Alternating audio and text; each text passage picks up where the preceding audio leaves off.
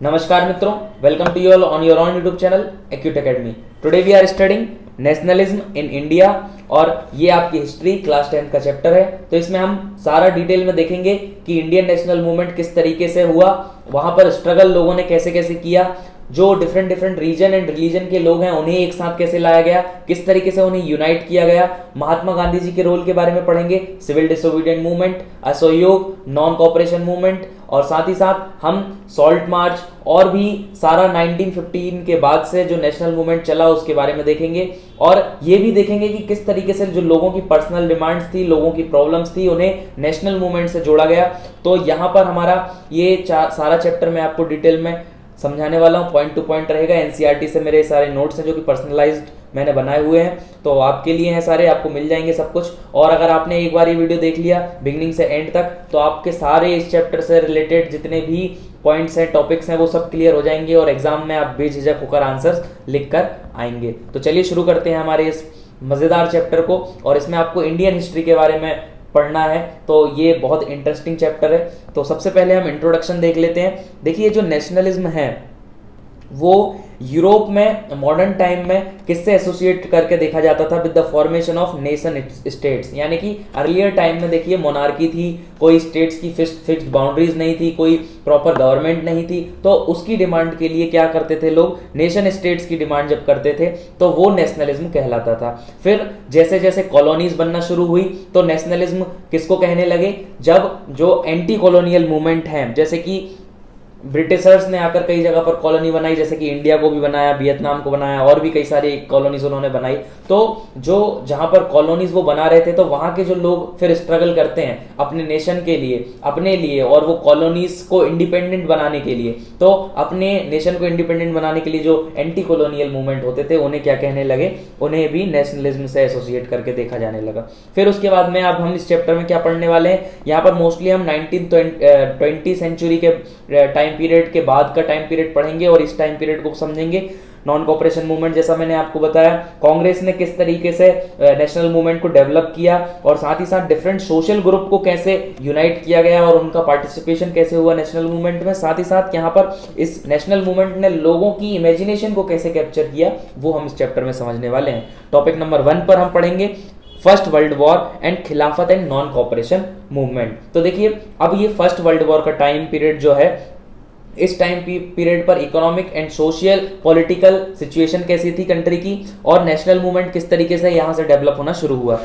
तो 1919 में national movement जो था वो कई न्यू एरियाज तक स्प्रेड होना शुरू हो गया, कई न्यू सोशल ग्रुप्स के पास पहुंचा और न्यू मोड ऑफ स्ट्रगल यहाँ पर आना शुरू हो गए। अब इस टाइम की जो पॉलिटिकल और इकोनॉमिक सिचुएशन है वो बहुत ज़्यादा स्टेबल नहीं थी, प्रॉब्लम्स बहुत ज़्यादा इस टाइम पर थी, क्राइसिस का टाइम था, क्योंकि देखिए बहुत ज़्यादा इंक्रीज हो गया था ऑन डिफेंस एक्सपेंडिचर। तो क्योंकि ब्रिटिशर्स भी इस वॉर में थे तो वो लोग क्या कर रहे थे, फोर्स्ड रिक्रूटमेंट कर रहे थे लोगों को जबरदस्ती भर्ती कर रहे थे आर्मीज में, ताकि वो वहां पर जाकर वॉर में फाइट कर सकें। और जो वॉर में एक्सपेंडिचर हो रहा था डिफेंस पर, उसके लिए जो पैसा है वो लोगों से ले रहे थे, टैक्स को इंक्रीज करके, कस्टम ड्यूटीज को बढ़ाकर, इनकम टैक्स लोगों पर लगाकर। तो इससे लोग बहुत ज्यादा परेशान थे, कहाँ के, इंडिया के। तो साथ ही साथ इस टाइम पीरियड पर जो है इन्फ्लुएंजा एंड एपिडेमिक और फेमाइन आ रहे थे, तो इससे कई लोगों की डेथ भी हुई। जैसा कि यहाँ पर 1921 का डाटा जो है कि 12 से 13 मिलियन पीपल जो है वो पेरिश्ड हो गए इस टाइम पीरियड में। तो ये बहुत ज़्यादा अमाउंट ऑफ पीपल है। तो इस तरीके से इससे भी बहुत ज़्यादा इकोनॉमिक क्राइसिस इंडिया को देखने को मिली। साथ ही साथ फूड शॉर्टेज हो गया, क्योंकि क्रॉप फेलियर हो गया था 1918 और 1920 के टाइम पीरियड पर। तो यहाँ पर फूड ग्रेन की जो सप्लाई है वो भी बहुत कम हो गई थी, प्राइसेस बढ़ गए होंगे क्योंकि ऑब्वियसली शॉर्टेज हो गया था, तो इससे बहुत ज़्यादा प्रॉब्लम क्रिएट हो रही थी। अब इसी टाइम पीरियड पर न्यू लीडर उभर कर आते हैं और नए तरीके ऑफ स्ट्रगल लेकर आते हैं और इंडियन नेशनल मूवमेंट की शुरुआत फिर नए तरीके से होती है। तो द आइडिया ऑफ सत्याग्रह 1.1, तो ये जो आइडिया ऑफ सत्याग्रह है वो गांधी जी लेकर आए इंडियन नेशनल मूवमेंट में। तो ये सत्याग्रह का आइडिया जो है, महात्मा गांधी जब 1915 में साउथ अफ्रीका से रिटर्न आए तो वहां से लेकर आए, उन्होंने सत्याग्रह से सक्सेसफुली एक मूवमेंट साउथ अफ्रीका में किया जो कि रेसिस्ट रेजिम के लिए था। मतलब कि जैसे साउथ अफ्रीका में व्हाइट एंड ब्लैक को लेकर जो डिफरेंसेस थे उसके लिए उन्होंने रेसिस्ट रेजिम को खत्म करने के लिए वहां पर सत्याग्रह किया था। अब ये सत्याग्रह क्या होता है, ये एग्जाम के पॉइंट ऑफ व्यू से इंपॉर्टेंट है, तो ये 5 मार्क्स और 3 मार्क्स के लिए आ जाता है। तो सत्याग्रह मीन्स जैसा कि नाम से ही पता चल रहा है सत्य के लिए आग्रह। तो इसकी डेफिनेशन अब हम सही तरीके से देखते हैं, यानी कि जो ट्रुथ है उसके लिए ट्रुथ की रियलिटी पर किसी एम्फेसाइज करना कि जो मेरी बात है वो ट्रू है, तो उस चीज पर एम्फेसाइज करना ही सत्याग्रह कहलाता है। The idea of satyagraha emphasise the power of truth. It suggests that the struggle was against injustice, then satyagrahi could win the battle through non-violence. यानी कि अगर आपका जो बैटल है वो इनजस्टिस के लिए है तो आप सही हैं, तो आप विदाउट वायलेंस भी जीत सकते हैं। वो कैसे जीतेंगे, बस आपको by appealing the consciousness of oppressor, यानी कि आपको जो ऑपरेसर है उसको ट्रू रियलिटी दिखानी है और उसकी कॉन्शियसनेस यानी कि उसको खुद रियलाइज हो जाना चाहिए कि वो गलत कर रहा है। People including the oppressor had to be persuaded to see the truth, यानी कि उसे भी ट्रू दिखाई देने लगे, इतना आपको उसे क्या करना है, सच्चाई को दिखाना है। And by the struggle truth was bound to ultimately triumph, यानी कि एंड में फिर ट्रूथ की ही जीत होगी अगर आप ऐसा करेंगे तो महात्मा गांधी बिलीव करते थे कि जो नॉन वायलेंस का धर्म है उससे हम इंडियन को कनेक्ट कर सकते हैं, यूनाइट कर सकते हैं। गांधी जी ने सत्याग्रह जब वो रिटर्न आए 1915 में, उसके बाद में 1916 में, 17 में और 18 में कुछ सक्सेसफुल सत्याग्रह किए जो कि डिफरेंट रीजन में थे। जैसे कि 16 में उन्होंने चंपारण बिहार में कुछ वहाँ के जो पीसेंट्स थे उनके लिए सत्याग्रह किया, और इस स्ट्रगल में उन्होंने क्या प्रॉब्लम आ रही थी कि जो पीसेंट्स थे उनको ऑप्रेस किया जा रहा था, उन्हें नील की जो इंडिगो प्लांटेशन है उसके लिए फोर्स किया जा रहा था, तो फोर्सफुली उनसे प्लांटेशन करवाई जा रही थी। लेकिन इसके लिए फिर जाकर जब वहां पर गांधी जी ने सत्याग्रह किया तो उन पीसेंट्स के लिए कुछ वेज निकल कर आए और इसका सॉर्ट आउट किया गया। तो इंडिगो की जो फार्मिंग होती थी उसके बाद में, क्योंकि जो लैंड है वो अनप्रोडक्टिव हो जाती थी और फिर काफी समय तक वहां पर कोई और फार्मिंग नहीं की जा सकती थी, और जो इंडिगो है वो ब्रिटिशर्स को चाहिए था, तो इसीलिए उन्हें फोर्सफुली वहां पर इंडिगो की फार्मिंग कराई जाती थी। तो इससे वहां की जो पीसेंट्स थे वो परेशान थे, तो ये सक्सेसफुल था। सेकंड, उन्होंने 1917 में खेड़ा डिस्ट्रिक्ट जो था गुजरात का, वहां पर पीसेंट्स को जाकर सपोर्ट किया, क्योंकि जो पीसेंट्स थे वो क्रॉप फेलियर के कारण रेवेन्यू पे नहीं कर पा रहे थे, तो उनका ये कहना था कि जो रेवेन्यू है उस रेवेन्यू कलेक्शन में उन्हें थोड़ी छूट दी जाए, तो इसलिए वहां पर उन्होंने सत्याग्रह किया। 1918 में उन्होंने अहमदाबाद में कॉटन मिल वर्कर्स के लिए किया, उनकी वर्किंग कंडीशंस पे इंप्रूवमेंट के लिए, उनकी वेज इंप्रूवमेंट के लिए, तो उनका वहां पर इन्होंने जाकर साथ दिया। तो ये कुछ सक्सेसफुल सत्याग्रह गांधी जी के थे। फिर उसके बाद में जब उन्होंने रीजन टू रीजन जाकर ये सत्याग्रह किए, उसके बाद फिर इन सबको उन्होंने कनेक्ट करना शुरू किया किससे, इंडियन नेशनल मूवमेंट से, और यहां पर भी सत्याग्रह के तरीके से गांधी जी ने इंडियन नेशनल मूवमेंट को आगे बढ़ाया। तो फिर अब सबसे पहला इन्होंने जो किया एक ब्रॉड बेस पर सत्याग्रह, वो था रॉलेट सत्याग्रह, जो कि रॉलेट एक्ट के अपोजिशन में था, रॉलेट एक्ट के खिलाफ था। तो रॉलेट एक्ट क्या था, रॉलेट एक्ट एक ऐसा कानून था, रूल था, जिससे कि गवर्नमेंट को इनॉर्मस पावर मिल जाती थी और इसके थ्रू गवर्नमेंट रिप्रेस कर सकती थी सारी पॉलिटिकल एक्टिविटीज को। साथ ही साथ गवर्नमेंट को यह भी अलाउ था कि वो पॉलिटिकल प्रिजनर्स को विदाउट एनी ट्रायल 2 इयर्स के लिए जेल में डाल सकती है। यानी कि पॉलिटिकल एक्टिविटीज पर जो भी व्यक्ति इन्वॉल्व पाया जाता है पॉलिटिकल एक्टिविटीज में, उस व्यक्ति को गवर्नमेंट और ब्रिटिशर्स जो ऑफिशियल्स हैं वो डायरेक्ट जेल में डाल सकते हैं। उसके ऊपर ना तो कोई ट्रायल होगा, ना उससे पूछताछ होगी, ना कोई इंफॉर्मेशन दी जाएगी, डायरेक्ट उठाकर जेल में डाला जा सकता है। या वो लोग जो कि जैसे पहले पॉलिटिकल एक्टिविटीज में इन्वॉल्व थे, भले ही अब वो पॉलिटिकल एक्टिविटीज में इन्वॉल्व ना हो, लेकिन अगर ब्रिटिशर्स को लगता तो वो उन्हें जेल में डाल सकते थे। तो ये एक ब्लैक लॉ था, तो इसके खिलाफ गांधी जी ने रॉलेट सत्याग्रह किया, और ये एक ब्रॉड बेस्ड सत्याग्रह था। इसमें बहुत सारे लोग, हालांकि ये सिटीज तक ही पहुंच पाया था, बट फिर भी काफी स्प्रेड ये हो चुका था। जो रॉलेट सत्याग्रह है वो गांधी जी ने 6 अप्रैल 1919 में किया, और हड़ताल से इसकी शुरुआत की। हड़ताल यानी कि एक जगह पर बैठकर धरना देना, तो उससे इसकी शुरुआत की। और ये जो रॉलेट सत्याग्रह है उसके बाद में रैलीज होने लगी, स्ट्राइक होने लगी, रेलवे वर्कर्स ने अपना काम छोड़ दिया, उसके अलावा शॉप्स वगैरह क्लोज हो गई। ब्रिटिश एडमिनिस्ट्रेशन ने भी इसके खिलाफ फिर अपना जो रिएक्शन है वो दिखाया, कई सारे लीडर्स को इन्होंने पिकअप करके जेल में डाल दिया अमृतसर के, साथ ही साथ महात्मा गांधी को दिल्ली में एंट्री बैन कर दी। अब 10 अप्रैल यानी कि यहाँ पर 6 अप्रैल को ये शुरू हुआ, 10 अप्रैल को पुलिस ने अमृतसर में एक पीसफुल प्रोसेशन पर फायरिंग कर दी। उसके बाद में इससे जो भीड़ थी वो गुस्से में आ गई और फिर उन्होंने बैंक्स पर अटैक कर दिया, पोस्ट ऑफिस पर अटैक कर दिया, रेलवे पर अटैक कर दिया, क्योंकि ये सारे क्या थे, गवर्नमेंट इंस्टीट्यूशंस थे। और इसी के कारण फिर जो कमांड है वो जनरल डायर के हाथ में आ गई और उन्होंने मार्शियल लॉ लगा दिया। तो मार्शियल लॉ क्या होता है कि मार्शियल लॉ जिस जगह पर लग जाता है वहां पर फिर लोगों का गेट टुगेदर नहीं हो सकता, लोग बातचीत नहीं कर सकते। तो इस तरीके से मार्शियल लॉ वहां पर लग गया अमृतसर में, और नॉर्थ इंडिया में जो रॉलेट सत्याग्रह ये फैल रहा था। अब वहीं पर क्या हुआ, 13 अप्रैल को इनफेमस जलियांवाला बाग इंसिडेंट हुआ, जो कि इंडियन हिस्ट्री के लिए ब्लैक डे माना जाता है। यानी कि जलियांवाला बाग जो इंसिडेंट था वो बहुत ज़्यादा वायलेंट था, उसमें हमारे कई लोगों की जान गई और बहुत ज़्यादा इनह्यूमन इसे कहा जा सकता है। तो ये किसने किया, जनरल डायर ने किया। अब इसकी प्रोसेस हम समझ लेते हैं, ये भी एग्जाम के पॉइंट ऑफ व्यू से इंपॉर्टेंट है कि क्या था जलियांवाला हत्याकांड। इसमें लार्ज क्राउड था, वो गैदर हुआ था in the enclose ground of Jallianwala Bagh. Jallianwala Bagh का एक ग्राउंड था, वहां पर एक बहुत बड़ा क्राउड गैदर हुआ था। वो क्राउड किस लिए आया था, ऐसी र्यूमर्स थे, गवर्नमेंट के पास में इंफॉर्मेशन आई थी कि कुछ लोग वहां पर प्रोटेस्ट के लिए आए हैं, लेकिन वहां पर मोस्टली जो लोग आए थे वो एक एनुअल वैसाखी फेयर के लिए आए थे। वहां पर मेला लगता था एनुअली, तो उसके लिए जो भी लोकल विलेजर्स थे आसपास के सारे लोग वहां पर उस फेयर को देखने के लिए आए थे। लेकिन इंफॉर्मेशन ब्रिटिशर्स के पास ये आई कि यहाँ पर कुछ प्रोटेस्टर्स थे, पॉलिटिकल एक्टिविस्ट थे, वो भी लोग आ रहे हैं न्यू आगे की प्लानिंग करने के लिए।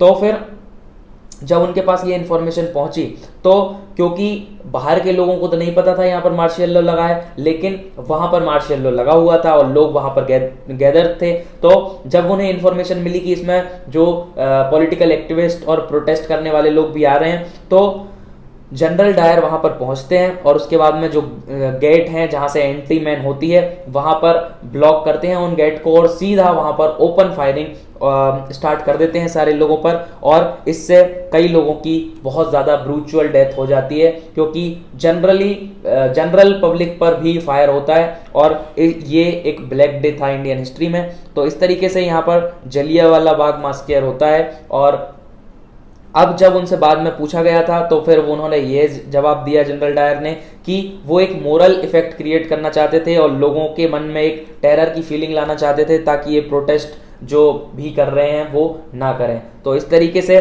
फिर इसके बाद में जो लोग हैं उनके मन में भी बहुत गुस्सा आता है और जलियांवाला बाग के बाद में जो जैसे ही इसकी न्यूज़ स्प्रेड होती है तो स्ट्राइक क्लैशेस शुरू होने लगते हैं, पुलिस पर अटैक होने लगते हैं और गवर्नमेंट बिल्डिंग्स पर अटैक होने लगते हैं। उसके बाद में गवर्नमेंट भी इसका ब्रूचुअल रिस्पॉन्ड करती है, ब्रूचुअल रिप्रेशन वो भी करती हैं। और इन सब को देखते हुए जब वायलेंस गांधी जी देख लेते हैं तो फिर रॉलेट सत्याग्रह को वो बंद कर देते हैं।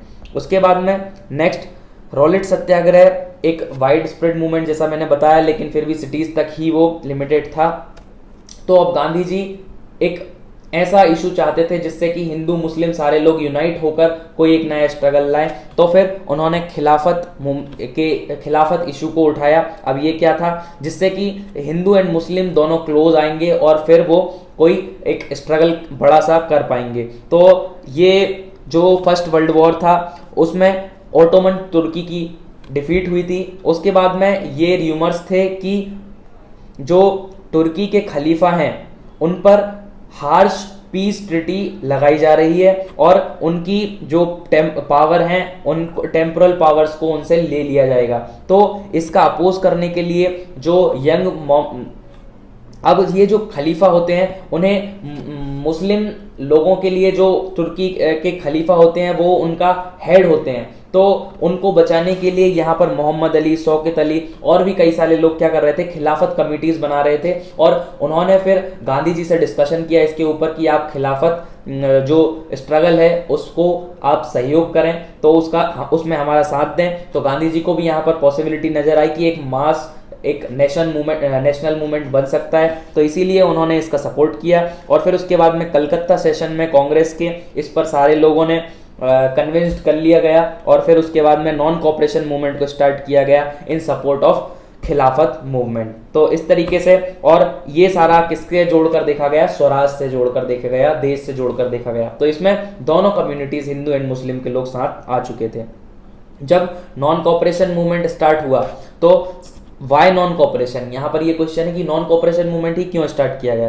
तो गांधी जी ने अपनी हिंद स्वराज नामक बुक में 1909 में बताया था कि जो ब्रिटिशर्स का रूल है वो इंडिया में इंडियंस के कॉपरेशन के कारण सरवाइव कर पा रहा है। अगर इंडियन लोग यहाँ पर कॉपरेशन करने से मना कर दें तो जो ब्रिटिशर्स का रूल है वो कोलैप्स हो जाएगा। यानी कि जितने भी मोस्टली यहाँ पर वर्कर्स हैं वो सब इंडियन हैं और उनके कारण उनका साथ लेकर ब्रिटिशर लोगों को ऑपरेस कर रहे हैं, रिप्रेशन कर रहे हैं। तो इसीलिए नॉन कॉपरेशन मूवमेंट को चुना गया, यानी कि अब ब्रिटिशर्स का कॉपरेशन करना बंद कर देना है। तो जब ये हुआ तो इस नॉन कॉपरेशन मूवमेंट को कई सारी स्टेजेस में अनफोल्ड किया।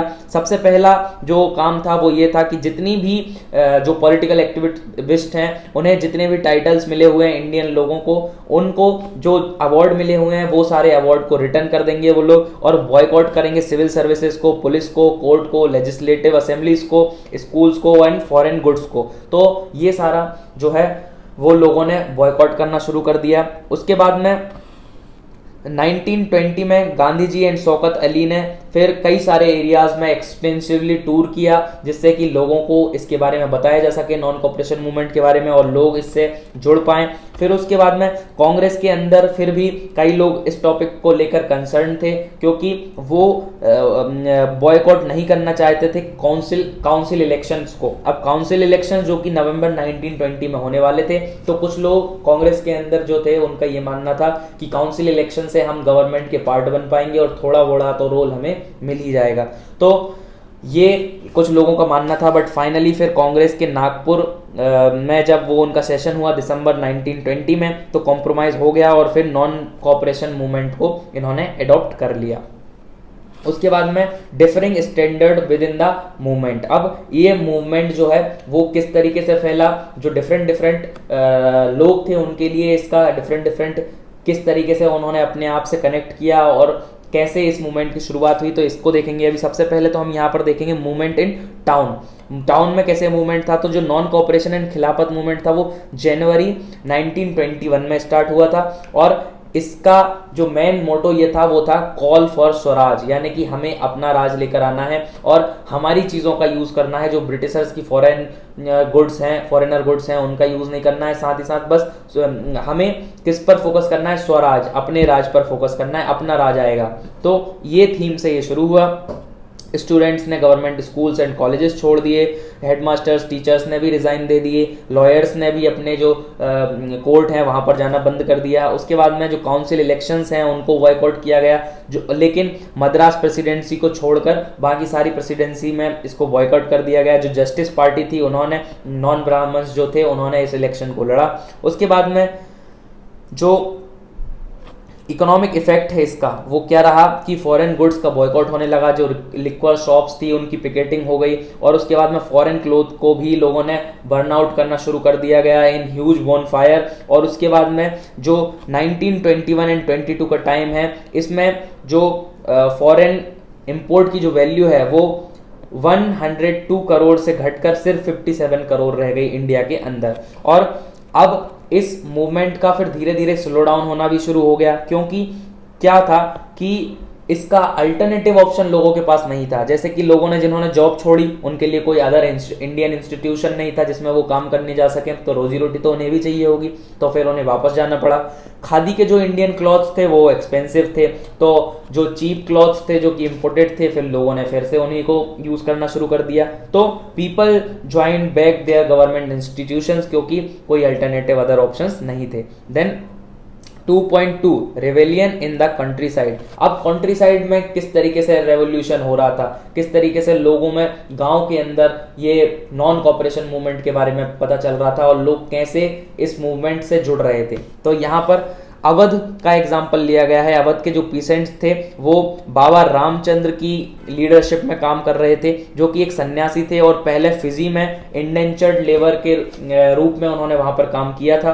तो ये जो मूवमेंट था यहाँ पर जो अवध है वहां पर ताल्लुकदार्स के अगेंस्ट था, लैंडलॉर्ड्स के अगेंस्ट था, क्योंकि वो लोग हाई रेंट्स इनसे ले रहे थे, इनसे बेकार काम करवाते थे, यानी फ्री में इन लोगों से काम करवाते थे। और नो सिक्योरिटी ऑफ टेन्योर, यानी कि जैसे रेंट पर लैंड दे दी उसके बाद भी कोई सिक्योरिटी नहीं थी, अगर ताल्लुकदार का मन करता था तो वो छीन भी लेता था किसानों से जमीनें। तो इस तरीके से प्रॉब्लम थी। जवाहरलाल नेहरू ने भी विलेजेस में जाना शुरू किया अवध के, और वहां के लोगों को इस नॉन कॉपरेशन मूवमेंट के बारे में बताना शुरू किया, और उनकी जो ये प्रॉब्लम थी उसे ये लोग nation wide non cooperation movement से कनेक्ट कर रहे थे। तो इस तरीके से वो जो लोगों की प्रॉब्लम थी उसे नेशन की प्रॉब्लम बना रहे थे, और इसे एक नॉन कॉपरेशन मूवमेंट के अंदर बड़ा मुद्दा ये लोग बना रहे थे। जैसे कि अवध किसान सभाएं बनाई गई, और उसके बाद में इसके जो हेड थे वो जवाहरलाल नेहरू एंड बाबा रामचंद्र थे। ऐसी 300 ब्रांचेस बनाई गई अवध किसान सभा की, जो कि डिफरेंट डिफरेंट रीजन्स में, डिफरेंट डिफरेंट विलेजेस में थी इन नॉर्थ, और ये जो थी वो सब लोगों को कनेक्ट कर रही थी प्रोटेस्ट कराने के लिए। इस सब एफर्ट से क्या हुआ, जो कांग्रेस थी वो इंटीग्रेटेड कर पाई अवध पीसेंट्स को इनटू द स्ट्रगल, एंड इसे एक वाइड स्ट्रगल बनाया नॉन कॉपरेशन मूवमेंट के अंदर। कांग्रेस की जो लीडरशिप थी वो फिर भी एक चीज से अनहैप्पी थी, क्योंकि जो फिर वो पीसेंट्स थे उन्होंने क्या करना शुरू कर दिया, जो ताल्लुकदार्स के हाउसेस थे, मर्चेंट्स के हाउसेस थे, उन पर अटैक करना शुरू किया और बाजार को लूटना शुरू कर दिया। जो गोडाउन्स थे ग्रेन्स के, वहां पर इन लोगों ने लूट करना शुरू कर दिया। तो पीसेंट्स जब ऐसा करने लगे तो इस चीज से जो कांग्रेस थी वो अनहैप्पी थी, क्योंकि वो नॉन वायलेंस तरीके से काम कराना चाहती थी। अब ट्राइबल्स के लिए नॉन कॉपरेशन मूवमेंट कैसे क्या था और उन्होंने इसे किस तरीके से लिया, तो जो गूडेम हिल्स थी आंध्र प्रदेश में, वहां के लोग जो थे ट्राइबल पीपल, वो लोगों ने गुरिल्ला मूवमेंट की शुरुआत की, और ये मूवमेंट भी था नॉन कॉपरेशन मूवमेंट के अंदर ही। तो गुरिल्ला मूवमेंट को इसको इनकॉर्पोरेट जो किया वो एक ऐसा फॉर्म था जो कि कांग्रेस अप्रूव नहीं करती थी, मगर वो लोगों ने वहां के ने किया।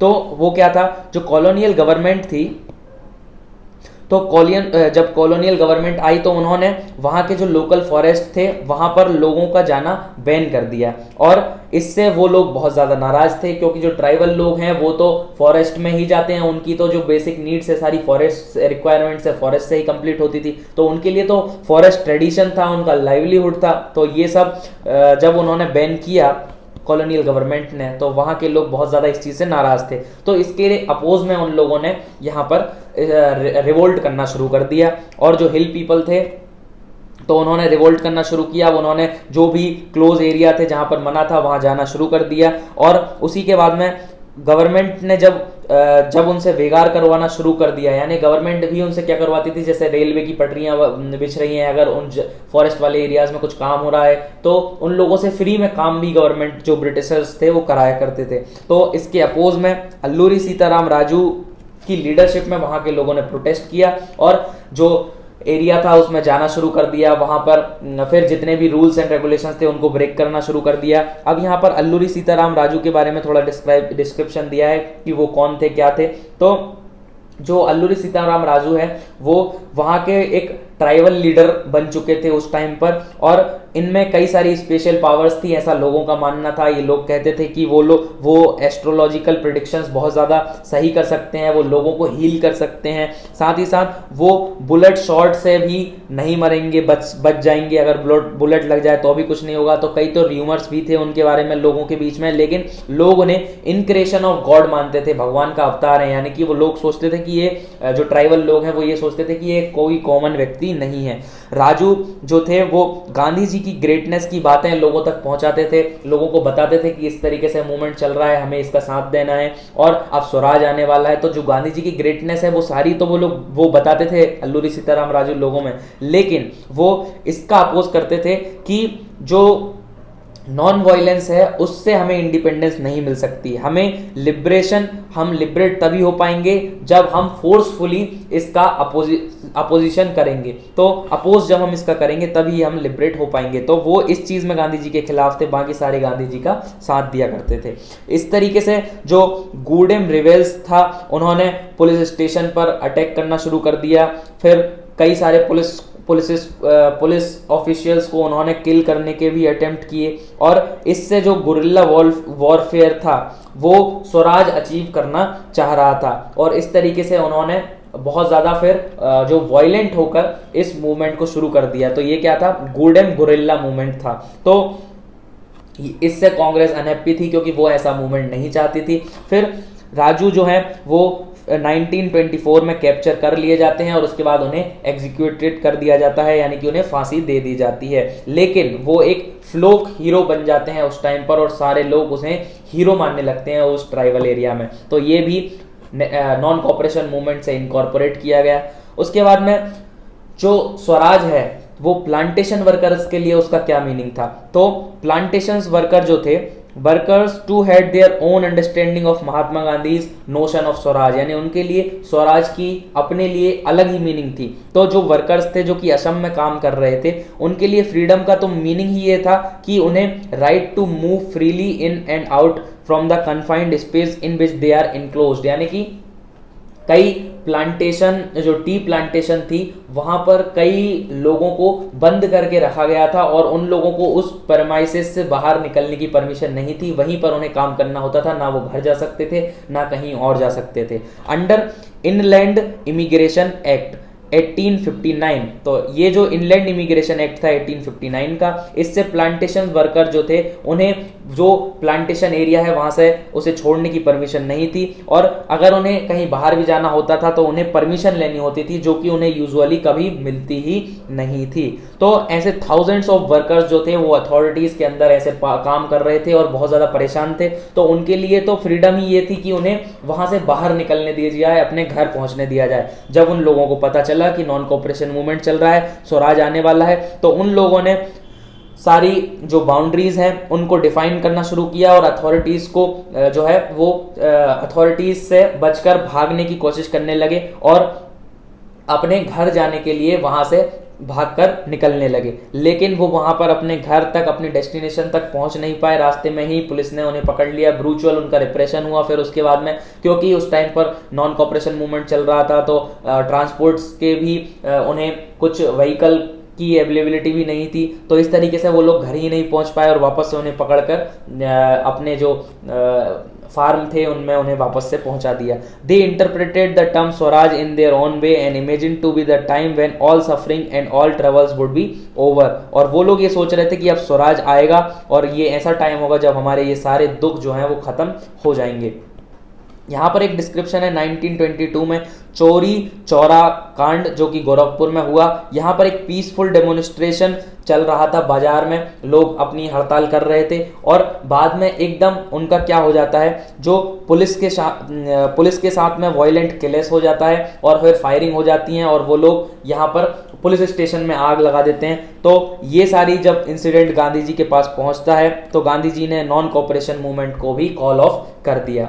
फिर उसके बाद में अब जब ये, क्योंकि जब वायलेंट मूवमेंट होने लगता है तब गांधी जी मूवमेंट को बंद कर देते हैं, क्योंकि फिर उससे क्या होगा कि उनकी अथॉरिटी पर क्वेश्चंस होने लग सकते थे। तो इसलिए फिर वो जैसे ही लोग वायलेंट होते थे वो मूवमेंट को अपने को बंद कर देते थे, जो भी वो मूवमेंट चलाते थे। तो यहाँ पर अब नेक्स्ट हम आ चुके हैं टॉपिक नंबर 3 पर, जो कि है towards civil disobedience. Civil disobedient movement क्या था और सॉल्ट मार्च को अब हम इसमें डिस्क्राइब करेंगे। तो सबसे पहले अब बेस से यहाँ पर हम समझते हैं 1922 में जब गांधी जी ने डिसाइड किया नॉन कॉपरेशन मूवमेंट को खत्म करना, क्योंकि ये जो है वो वायलेंट होना शुरू हो गया था और जो सत्याग्रही हैं उनको प्रॉपर ट्रेनिंग की रिक्वायरमेंट है, ऐसा गांधी जी सोचते थे। और कांग्रेस के भी कई लीडर जो है वो प्रोविंशियल इलेक्शंस को में पार्टिसिपेट करना चाहते थे, जो कि गवर्नमेंट ऑफ इंडिया के एक्ट 1990 के तहत हो रहे थे। तो उनमें पार्टिसिपेट करना चाहते थे कई सारे कांग्रेस के मेंबर, जैसे कि CR Das and Motilal Nehru ने स्वराज पार्टी बना ली थी कांग्रेस के अंदर,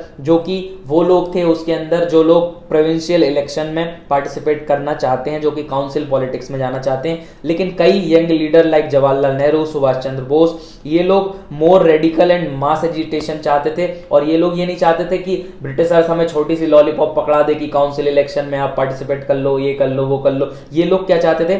फुल इंडिपेंडेंस चाहते थे। ये लोग छोटी मोटी चीज नहीं चाहते थे, ये चाहते थे कि ब्रिटिशर्स का ही खात्मा यहां से हो। तो ये लोग इंडिया के लिए फुल इंडिपेंडेंस चाहते थे, इसीलिए इनको ये प्रोविंशियल इलेक्शन और इन सबसे फर्क नहीं पड़ता था। उसके बाद में इस टाइम पीरियड पर क्या हो रहा था कि जो एग्रीकल्चर प्राइसेस थी वो बहुत ज़्यादा डाउन यानी कि नीचे जाना शुरू हो रही थी। और 1926 में तो जो एग्रीकल्चर की जो प्राइस है उसके साथ साथ डिमांड भी फूड ग्रेन की बहुत ज़्यादा कम हो गई, जिससे पीसेंट्स को बहुत ज़्यादा लॉसेस हुए। तो ये एक इकोनॉमिक इनस्टेबिलिटी का टाइम भी था। उसके बाद में साइमन कमीशन इंडिया आए इन 1927। तो साइमन कमीशन क्या थे? जो इंडिया में पॉलिटिकल इनस्टेबिलिटी चल रही थी, प्रोटेस्ट चल रहे थे और इतने सारे मूवमेंट्स हो रहे थे, इन सबको देखते हुए जो टोरी गवर्नमेंट है ब्रिटेन की, उन्होंने एक स्टैट्यूटरी कमीशन बनाया जो कि सर जॉन साइमन के अंडर में था। और ये कमीशन का काम जो था वो इंडिया में जो नेशनलिस्ट मूवमेंट हो रहे थे इनके रिस्पॉन्स में इसको बनाया था,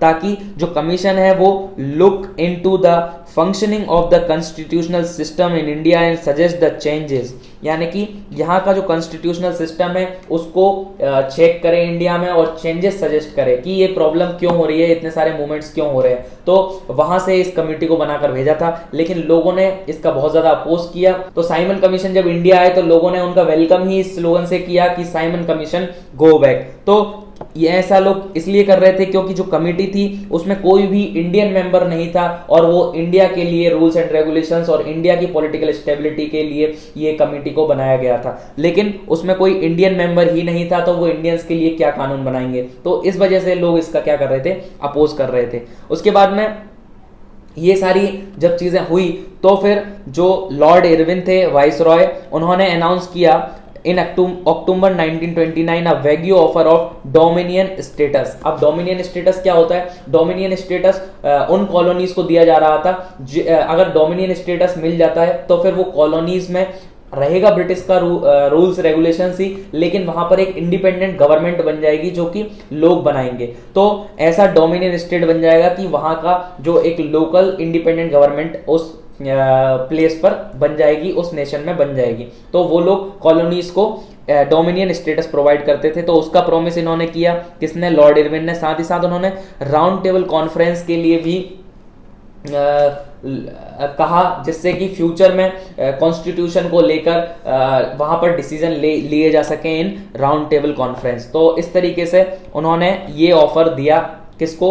जो भी प्रोटेस्टर्स थे, गांधी जी थे, इन सभी को, कांग्रेस को। उसके बाद में इससे जो कांग्रेस लीडर थे वो सेटिस्फाइड नहीं थे। जो रेडिकल लीडर्स थे कांग्रेस के लाइक जवाहरलाल नेहरू, सुभाष चंद्र बोस, वो बहुत ज्यादा एसर्टिव हो गए, वो और ज्यादा काम करने लगे, लोगों को जोड़ने लगे, कनेक्ट करने लगे। और जो लिबरल्स थे, मॉडरेट लोग थे, जो कि ये चाहते थे कि ब्रिटिशर्स ये डोमिनेंट स्टेटस दे रहे हैं, प्रोविंशियल इलेक्शंस करा रहे हैं, तो हमें इनमें ही पार्टिसिपेट कर लेना चाहिए। उन लोगों को जो लोग इस तरीके का जिनका सोचना था वो लोग अपना इन्फ्लुएंस खोते जा रहे थे, और जो एसर्टिव लोग थे वो ज्यादा इन्फ्लुएंस अपना गैदर करते जा रहे थे।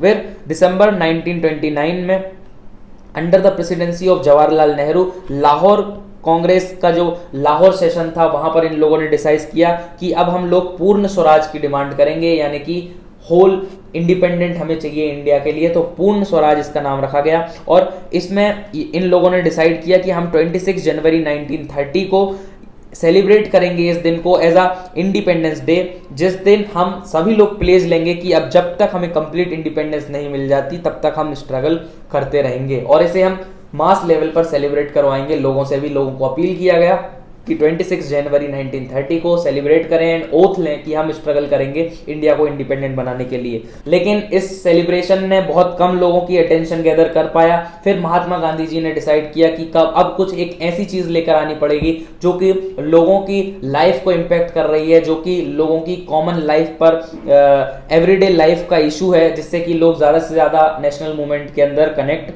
कर पाएं और इससे जुड़ पाएं। तब शुरुआत होती है सॉल्ट मार्च की एंड सिविल डिसोबीडियंस मूवमेंट की। तो अब यहां पर ये क्या होता है कि गांधी जी देखते हैं कि सॉल्ट जो है वो बहुत ज्यादा पावरफुल सिंबल है, क्योंकि हर कास्ट, हर रिलीजन, हर रीजन के लोग इसको यूज करते हैं। और उस टाइम पर सॉल्ट पर बहुत ज्यादा टैक्सेस थे, और जो सॉल्ट की मैन्युफैक्चरिंग राइट है वो सिर्फ और सिर्फ ब्रिटिशर्स के पास था, उसके अलावा कोई भी सॉल्ट की मैन्युफैक्चरिंग नहीं कर सकता। तो 31 जनवरी 1930 में गांधी जी ने लेटर वॉइसरॉय लॉर्ड इरविन को भेजा, जिसमें उन्होंने अपनी 11 डिमांड्स रखी। और उन 11 डिमांड्स के अंदर जो मोस्ट स्ट्राइकिंग डिमांड उनकी थी वो थी एबॉलिश द सॉल्ट टैक्स। तो सॉल्ट का जो टैक्स था वो गवर्नमेंट की मोनोपोली के अंदर था सॉल्ट का प्रोडक्शन, तो सॉल्ट पर टैक्स भी लिया जाता था और जो प्रोडक्शन है वो भी गवर्नमेंट ही करती थी। तो गवर्नमेंट अपना मनमाने तरीके से सॉल्ट पर टैक्स लगाती थी। तो महात्मा गांधी जी ने इसे रिवील किया as a most oppressive face of British rule, यानी कि ये सबसे ज्यादा ऑप्रेसिव फेस है, इससे लोगों को बहुत ज्यादा परेशानी हो रही है। तो जो सॉल्ट उन्हें सस्ते में मिल सकता है वो बहुत ज्यादा महंगे में लोगों को मिल रहा है। और किस कारण से मिल रहा है? ब्रिटिशर्स के कारण से मिल रहा है। तो उन्होंने एक अल्टीमेटम दिया ब्रिटिश गवर्नमेंट को कि अगर 11 मार्च से पहले हमारी डिमांड्स पूरी नहीं हुई तो हम क्या करेंगे? सिविल डिसोबीडियंस मूवमेंट करेंगे। और इस लेटर को जो है इरविन ने सीरियसली नहीं लिया, नेगोशिएशंस के लिए वो तैयार नहीं थे। तो महात्मा गांधी ने अपना सॉल्ट मार्च स्टार्ट कर दिया विद देयर 78 ट्रस्टेड वॉलंटियर, यानी कि जो ट्रस्टवर्दी वॉलंटियर्स थे उनके साथ यहाँ पर हमारा सॉल्ट मार्च स्टार्ट हो जाता है। और इसमें वो 240 माइल्स चले from their ashram of Sabarmati to the coastal region Dandi, यानी कि डांडी तक उन्होंने पैदल यात्रा करी। और इसमें बहुत सारे लोगों ने फिर उनका साथ दिया। जैसे जैसे ये न्यूज़ जब फैली लोगों में और ये एक इंटरनेशनल इशू बना, बड़े बड़े न्यूज़ ने इस चीज़ को कवर किया कि जो गांधी जी हैं वो सॉल्ट मार्च पर निकले हैं। तो जब बिगनिंग में तो इसको लोगों ने फन बनाया इसका कि ये क्या कर लेंगे, इससे क्या हो जाएगा, लेकिन जब वहां पर लोग गैदर होना शुरू हुए तो ये एक बहुत बड़ी न्यूज बन गई। लोग जैसे ही गांधी जी एक विलेज से दूसरे विलेज जाते थे, एक लोकेशन से दूसरे लोकेशन जाते थे, लोग हजारों की मात्रा में उन्हें सुनने के लिए आते थे। वहां पर जब गांधी जी पहुंचते थे तो स्वराज का मीनिंग लोगों को बताते थे, इंडिपेंडेंस के बारे में बताते थे, ऑपरेशन जो ब्रिटिशर्स कर रहे हैं उनके बारे में बताते थे, और लोग कनेक्ट कर पाते थे और लोग भी फिर साथ होकर उनके साथ चलने लगते थे, उनको सुनते थे और जो नेशनल मूवमेंट है उससे लोग जुड़ते चले जा रहे थे। तो इससे बहुत ज्यादा लोग गैदर होने लगे और फिर डेली वहां पर उनकी मीटिंग्स होने लगी। और फिर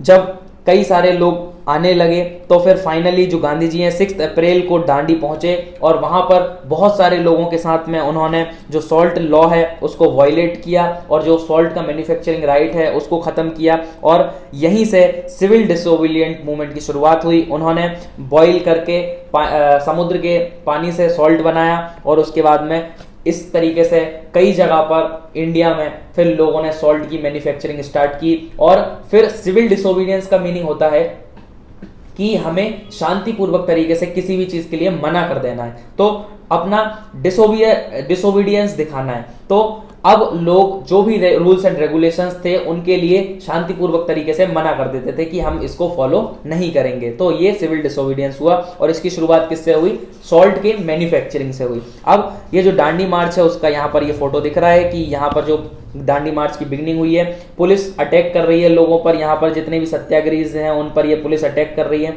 तो उसका यहाँ पर एक फोटो है 1930 के टाइम का। अब सॉल्ट मार्च की एक बहुत ज्यादा स्ट्राइकिंग आपको फीचर ये था कि इसमें वुमेन्स ने बहुत ज्यादा मास रूप में इस मूवमेंट में वुमेन्स ने इसको ज्वाइन किया। और नेशनलिस्ट प्रोसेशन में जो वुमेन्स आई तो ये पहला ऐसा टाइम था कि जिस मूवमेंट में, जिस मार्च में वुमेन्स का बहुत ज्यादा पार्टिसिपेशन था, क्योंकि ये जो सॉल्ट है वो एक हाउस होल्ड गुड है। तो वुमेन्स भी स्वाभाविक है यहाँ पर गांधी जी को सुनने के लिए आती थी, उनके साथ चल रही थी इस मूवमेंट के टाइम पर। This marked as a beginning of civil disobedient movement. और इससे फिर कई सारे रीजन में इस सॉल्ट लॉ को ब्रेक किया और उसके बाद में गवर्नमेंट ने इसके लिए गवर्नमेंट ने भी इसका फिर अपोज करना शुरू किया और कई लोगों को अरेस्ट किया, कांग्रेस लीडर्स को। और फिर उसके बाद में वायलेंट क्लैशेस भी हुए गवर्नमेंट, पुलिस एंड लोगों के, पॉलिटिकल एक्टिविस्ट के। उसके बाद में और लोगों ने भी अटैक किया on the symbol of British rule, जितने भी गवर्नमेंट इंस्टीट्यूट थे उन सब पे। उसके बाद में फ्राइटेंड गवर्नमेंट जो थी उन्होंने ब्रूचल रिप्रेशन करना शुरू कर दिया और कई सारे वुमेन्स, चिल्ड्रंस, बच्चों को और कई सारे जितने भी पॉलिटिकल एक्टिविस्ट हैं उन सबको जेल भेजना शुरू करा। जैसे कि लैक्स ऑफ पीपल को इस टाइम पीरियड पर अरेस्ट किया गया और जेलों को भरा जाने लग गया। फिर उसके बाद में Mahatma Gandhi once again decided to call off this movement, और उसके बाद में वो एक इरविन पैक्ट के अंदर आए on 5 March and consented to participated in round table conference in London. And इसके बदले में ब्रिटिशर्स ने ये प्रॉमिस किया कि वो जितने भी पॉलिटिकल प्रिजनर्स हैं उन सबको रिलीज कर देगी अगर आप ऐसा करेंगे तो फिर गांधी जी लंदन गए राउंड टेबल कॉन्फ्रेंस के लिए।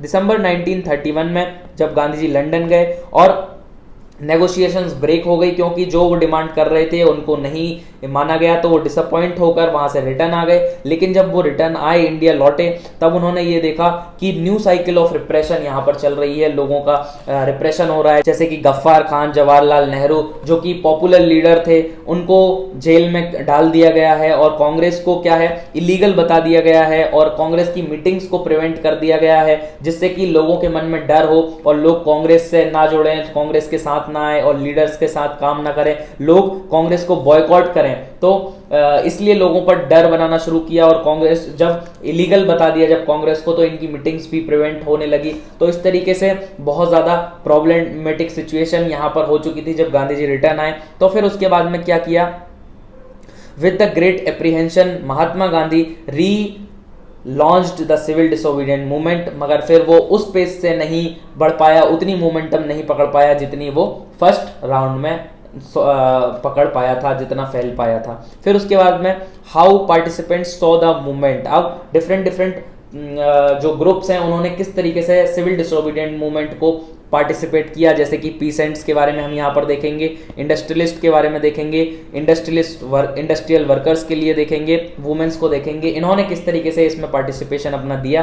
तो यहाँ पर सबसे पहले हम पीसेंट्स को देखते हैं। जो बड़े पीसेंट्स थे like Patidars of Gujarat, Jats of Uttar Pradesh, तो ये जो रिच पीसेंट्स थे वो सारे भी एंथुजियास्टिक सपोर्टर थे सिविल डिसोबीडिएंट मूवमेंट के, और उन्होंने अपनी कम्युनिटीज को ऑर्गेनाइज करना शुरू किया ताकि वो साथ दें इन सिविल डिसोबीडिएंट मूवमेंट। और उसके बाद में उन्होंने भी स्वराज के लिए स्ट्रगल करना शुरू करा, और उनके लिए जो स्वराज का स्ट्रगल था वो हाई रेवेन्यू की प्रॉब्लम से छुटकारा पाना था। तो उन्होंने उसके लिए स्ट्रगल किया कि जो रेवेन्यू है जो कि ताल्लुकदार एंड गवर्नमेंट ले रही है उसको थोड़ा कम किया जा सके। उसी के साथ साथ जो स्मॉल टेनेंट्स थे उन्होंने भी रेंट पे करने में प्रॉब्लम हो रही थी, तो उसके खिलाफ उन्होंने भी अपने स्ट्रगल करना शुरू किया। और जो वो ये चाहते थे कि जो उनका अनपेड रेंट है जो कि वो पे नहीं कर पा रहे हैं उसको माफ कर दिया जाए, तो लैंडलॉर्ड उनसे वो ना ले, तो इसलिए उन्होंने स्ट्रगल करना शुरू किया स्मॉल पीसेंट्स ने। तो जो कांग्रेस थी वो स्मॉल पीसेंट्स का स्ट्रगल जो है उस पर ज्यादा सपोर्ट नहीं करना चाहती थी, क्योंकि फिर इससे बड़े बड़े ताल्लुकदार से उनके जो रिलेशन है वो खराब हो जाएंगे। तो इसीलिए नो रेंट कैंपेन का वो सपोर्ट नहीं कर रही थी, पर फिर भी उन्हें सारे लोगों को एक साथ रखना था, इसीलिए उन्होंने किसी चीज को मना नहीं किया था, क्योंकि रिलेशनशिप जो थे वो स्मॉल पीनेंट्स के साथ और कॉमन लोगों के साथ में थोड़े अनसर्टेन भी इसी के कारण उनके थे। फिर उसके बाद में अब हम आ जाते हैं इंडस्ट्रियल लोगों को सिविल डिसोबीडिएंट मूवमेंट में किस तरीके से उनका पार्टिसिपेशन था। तो जब फर्स्ट वर्ल्ड वॉर में इंडस्ट्रियलिस्ट जितने भी लोग थे उन्होंने बहुत ज़्यादा ह्यूज प्रॉफिट्स जनरेट किए थे और वो पावरफुल हो चुके थे, तो इसीलिए उन्होंने भी अब सिविल डिसोबीडिएंट मूवमेंट में साथ दिया, और वो ये चाहते थे कि जो रिस्ट्रिक्टेड ट्रेड पॉलिसीज हैं उनको खत्म किया जा सके, कस्टम ड्यूटीज वगैरह जो हैं और ट्रेड रेस्ट्रिक्शंस हैं उनको कम किया जाए। तो इसके लिए वो इसमें वो इम्प्रूवमेंट चाहते थे, इसीलिए उन लोगों ने बिजनेस इंटरेस्ट को फॉरवर्ड करने के लिए कई सारी कमिटीज बनाई, जैसे कि दो मेन कमिटीज थी, Indian Industrial and Commercial Congress in 1920 और उसी के साथ एक Federation of the Indian Chamber of Commerce and Industries जो कि 1927 में बनाई to support civil disobedience movement. तो यहाँ पर इंडस्ट्रियलिस्ट भी सपोर्ट करने के लिए आए, बट जब round table conference first time जब गांधी जी लंदन गए तो वो फेल हो गई, तो फिर उन्होंने अपना इंटरेस्ट इतना ज्यादा एंथुसियास्टिकली इसमें सिविल डिसोबीडिएंट मूवमेंट में नहीं दिखाया। सो इंडस्ट्रियल वर्कर्स ने किस तरीके से सिविल डिसोबीडिएंट मूवमेंट में पार्टिसिपेट किया, तो इंडस्ट्रियल जो वर्किंग क्लास है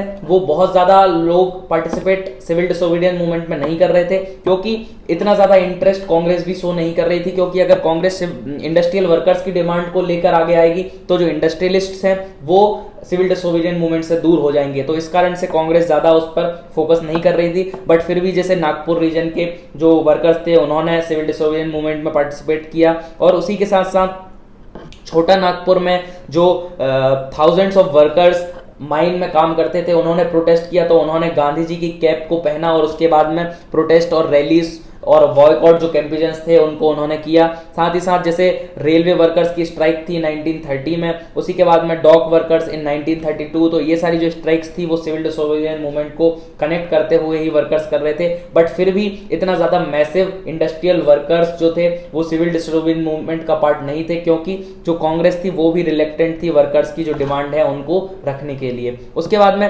वुमेन्स का पार्टिसिपेशन देखते हैं। अब जो सॉल्ट मार्च था उसमें वुमेन्स बहुत ज्यादा लार्ज नंबर में आई थी, अपने कामों को छोड़कर वुमेन्स जो हैं वो गांधी जी को सुनने आई थी। साथ ही साथ कई वुमेन्स तो जेल तक गई। उसके बाद में यहाँ पर मोस्टली वो वुमेन्स थी जो कि हाई कास्ट फैमिलीज से थी और रूरल एरियाज में रिच पीसेंट्स की जो वाइफ्स थी और उनके जो फैमिली मेंबर्स थी वहां की वुमेन्स यहाँ पर मोस्टली गांधी जी को सुनने के लिए आया कर रही थी। बट उसके बाद भी गांधी जी इस चीज को लेकर कन्विंस थे कि जो वुमेन्स है उनकी मेन ड्यूटी ये है कि वो लुक आफ्टर कर सके अपने घर को अच्छे तरीके से, साथ ही साथ वो गुड मदर बने एंड एक अच्छी वाइफ बने। तो इस तरीके से कांग्रेस की भी थोड़ी ट्रेडिशनली सोच थी और इसी के कारण बहुत लंबे टाइम तक कांग्रेस ने वुमेन्स को अलाउ नहीं किया किसी अच्छी पोजीशन पर इन कांग्रेस। और फिर जो अथॉरिटी ऑर्गेनाइजेशन है उसमें वुमेन्स को बहुत लंबे टाइम के बाद में पोजीशंस मिलना शुरू हुई। तो फिर इस तरीके से वुमेन्स की सिचुएशन यहाँ पर थी। 3.3 the limit of civil disobedience movement. तो ये सिविल डिसोबीडियंस मूवमेंट था, उसकी लिमिटेशंस क्या थी। तो सबसे पहले यहां पर देखते हैं कि सारे ग्रुप्स इसमें स्वराज का जो मीनिंग है वो हर लोगों के लिए अलग अलग था। Moved by the abstract concept of swaraj, यानी कि सबके लिए जो स्वराज का मीनिंग था वो डिफरेंट डिफरेंट था। अब यहाँ पर अनटचेबल एंड दलित और ऑप्रेस्ड के बारे में बात कर रहे हैं। तो जो ये लोग थे अनटचेबल्स थे वो अपने आप को दलित एंड ऑप्रेस्ड कहा करते थे और वो थे भी क्योंकि उनसे बहुत ज्यादा डिस्पैरिटीज थी लोगों को। उसके बाद में कांग्रेस ने कई लॉन्ग टाइम तक तो इन्हें इग्नोर ही किया क्योंकि कांग्रेस नहीं चाहती थी कि जो सनातनीज हैं, Hindu conservative high class society के लोग हैं वो कांग्रेस से दूर जाएं, क्योंकि अनटचेबल्स के साथ में मोस्टली हाई कास्ट के लोग क्या करते थे, डिस्पैरिटी दूरी बनाकर रखते थे, छुआछूत चलती थी।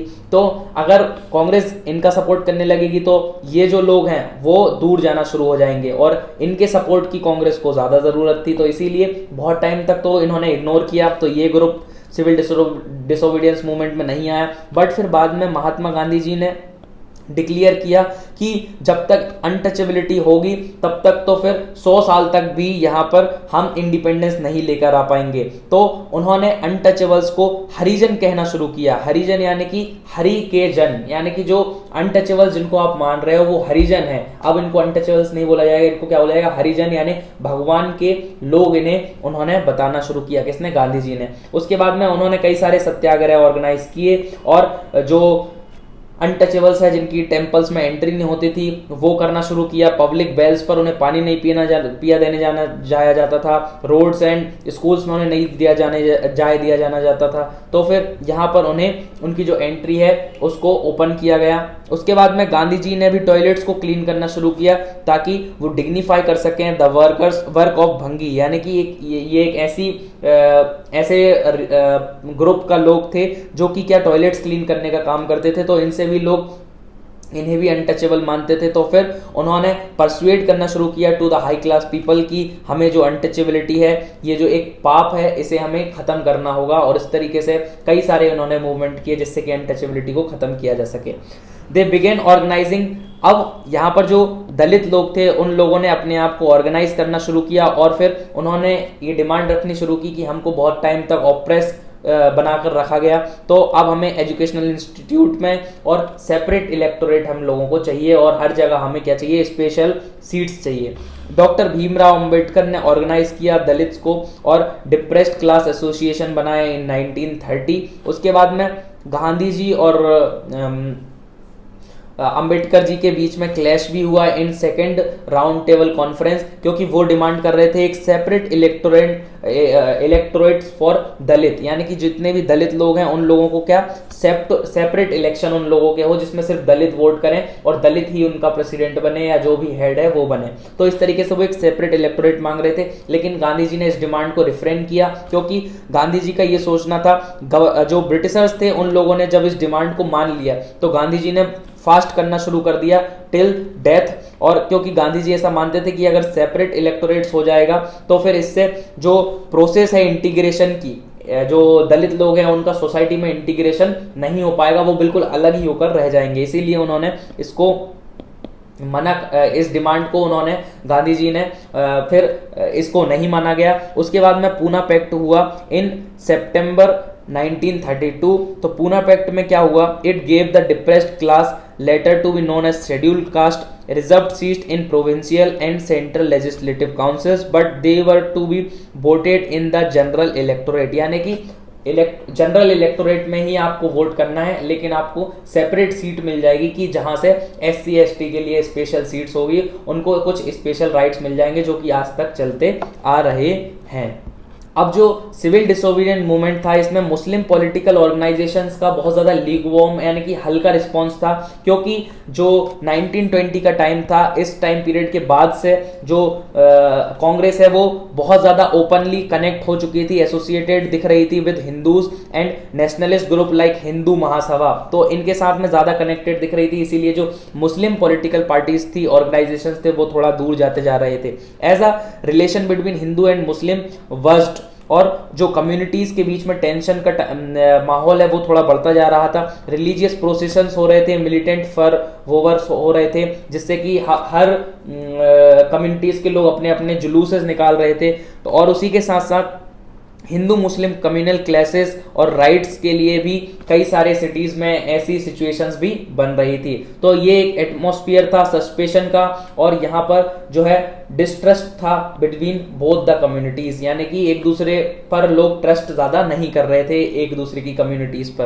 तो इस तरीके से इस टाइम पर सिचुएशन थी। मोहम्मद अली जिन्ना जो थे लीडर ऑफ मुस्लिम लीग थे और was willing to give up the demand of separate electorate if the Muslim were assured reserved seat in the central assembly and representation in the proportion of population in the Muslim dominated provinces like Bengal and Punjab।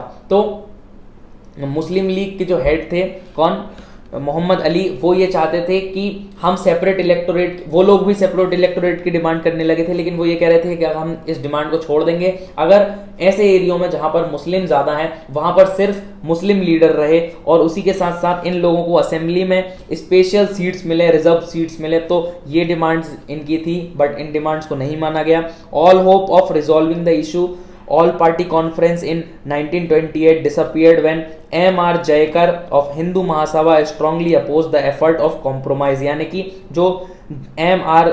Jayakar थे उन्होंने कहा कि हम कोई भी compromise नहीं करेंगे और किसी भी तरीके की इस तरीके का आपको सीट और सेपरेट डोमिनेशन नहीं दिया जाएगा ऑन द प्रोविंसेस। तो इस तरीके से जब ये हुआ तो फिर ये जो भी कॉम्प्रोमाइज होने का चल रहा था वो सारा कैंसिल हो गया। और उसके बाद में दे forced that the culture and identity of minorities would be submerged under the domination of Hindu majority, यानी कि उनको ऐसा लगने लगा कि हिंदू मेजोरिटी के अंदर जो हमारी माइनॉरिटी है वो दबकर रह जाएगी। सो नेक्स्ट अब हम आ चुके हैं टॉपिक नंबर 4 पर, जो कि अब हमारा लास्ट टॉपिक है, the sense of collective belonging, यानी कि लोगों में कलेक्टिव आइडेंटिटी को क्रिएट करना है ताकि लोग नेशनल स्ट्रगल है उससे ज्यादा कनेक्ट कर पाएं, उससे ज्यादा से ज्यादा जुड़ पाएं। जैसे कि बाल गंगाधर तिलक जो थे उनका एक 20th सेंचुरी में प्रिंट बना जिसमें आप नोटिस कर सकते हैं कि सिंबल्स ऑफ यूनिटी जो है सारे सेक्रेड इंस्टीट्यूशंस जितने भी डिफरेंट होते हैं जैसे टेम्पल, चर्च, मस्जिद, वो सारे उस प्रिंट के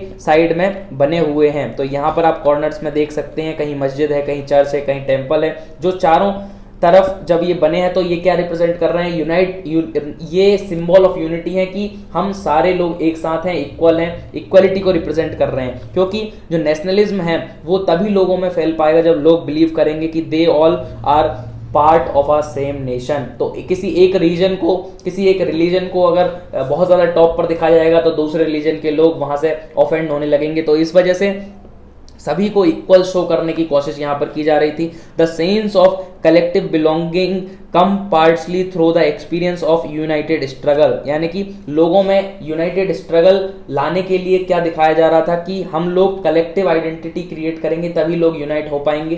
तो कलेक्टिव आइडेंटिटी के लिए कई सारे काम किए गए, जैसे कि जो हिस्ट्री है, फिक्शन है, फोकलोर है, सॉन्ग्स हैं और पॉपुलर प्रिंट्स हैं, जो भी सिंबल्स हैं वो सारे बनाए जा रहे थे, उनको गेट टुगेदर किया जा रहा था। जो पुरानी लोक कथाएं हैं, हिस्ट्री हैं, वो सारी चीज़ें लिखी जा रही थी, लोगों को सुनाई जा रही थी ताकि लोग उनसे सुने, इंस्पायर हो, कनेक्टेड फील करें और एक कलेक्टिव आइडेंटिटी क्रिएट हो। जैसे कि यहाँ पर 20th सेंचुरी में नेशनलिज्म की जो आइडेंटिटी है उसको शो करने के लिए उसको विजुअली एसोसिएट किया गया with the image of Bharat माता, और यहाँ पर भारत माता का एक प्रिंट बनाया गया।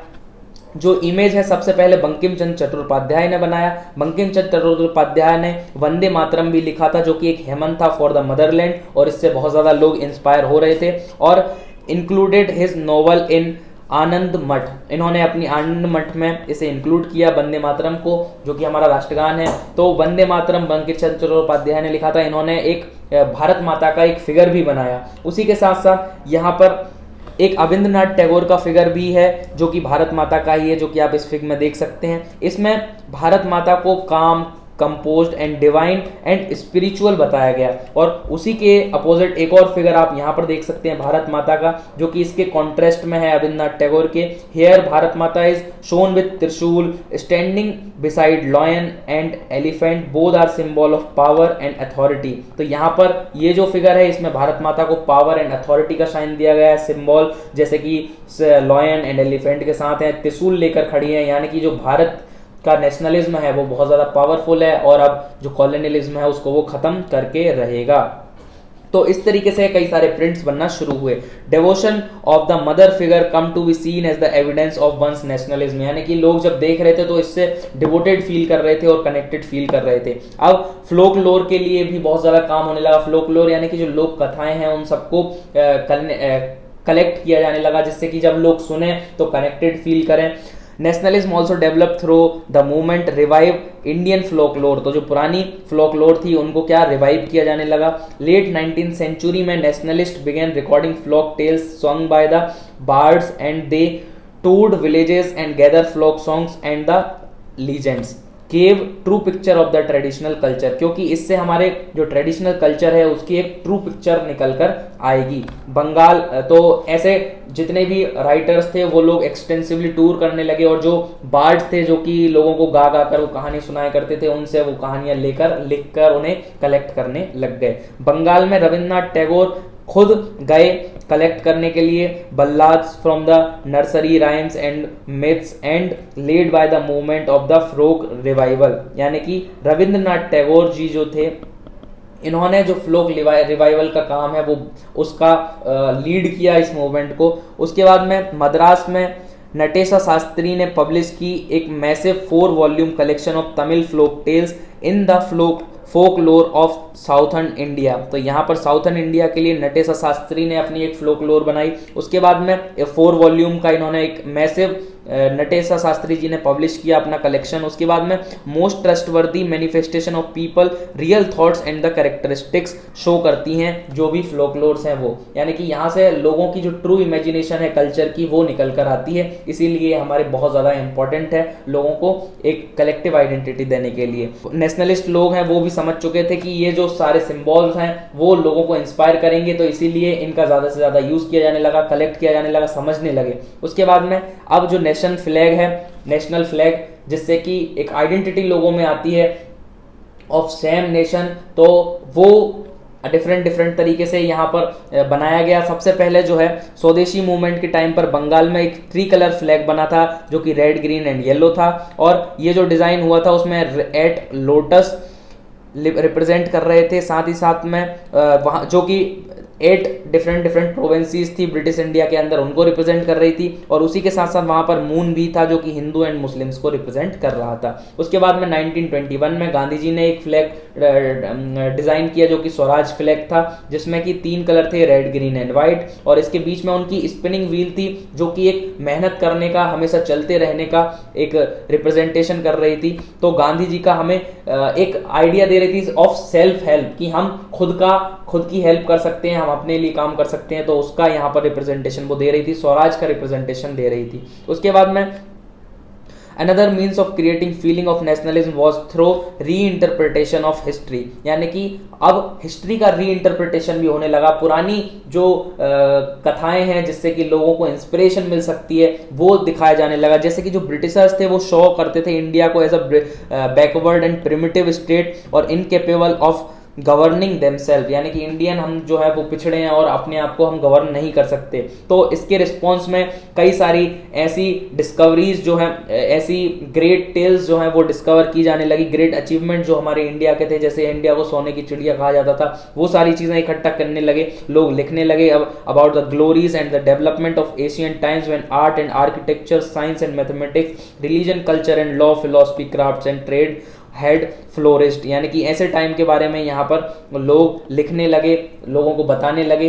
वो ऐसा टाइम था जब इंडिया फ्लोरिश था और सोने की चिड़िया कहलाता था। तो ये डिस्क्रिप्शन फैलने लगा।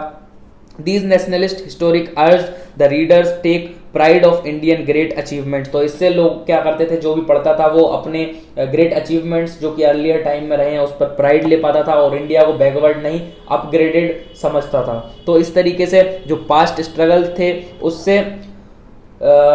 उससे लोगों की जो मेंटल कंडीशन है वो बहुत ज़्यादा बढ़ी। उसके बाद में past being glorified was Hindu and the imagination celebrated were drawn from the Hindu iconography, people other communities felt left out। तो ये एक बहुत ज़्यादा बड़ी प्रॉब्लम यहाँ पर थी कि जो भी अभी आइडिएशन चल रहा था, वो जो पास्ट जो निकल कर आ रहा था वो उसको किसके हिंदू के फॉर्म में सेलिब्रेट किया जा रहा था। तो यहाँ पर ग्लोरीफाइड किया जा रहा था वॉज एज हिंदू। तो जो अदर कम्युनिटीज के लोग थे वो थोड़ा उससे ऑफेंड फील कर रहे थे और लेफ्ट आउट फील कर रहे थे। अब हम यहाँ पर कंक्लूजन पर आ जाते हैं कि इस चैप्टर का हमें कंक्लूजन क्या देखने को मिलता है। तो ये जो सारी चीजें की गई जिससे लोगों को कनेक्ट किया जा सके, कलेक्टिव आइडेंटिटी लोगों में क्रिएट किया जा सके। अब यहाँ पर जो कंक्लूजन है चैप्टर का वो यह कहता है कि लोगों के बीच में एक एंगर जो है वो थी अब for the colonial government and अब लोग इससे छुटकारा पाना चाहते थे and bring together various groups and classes of Indian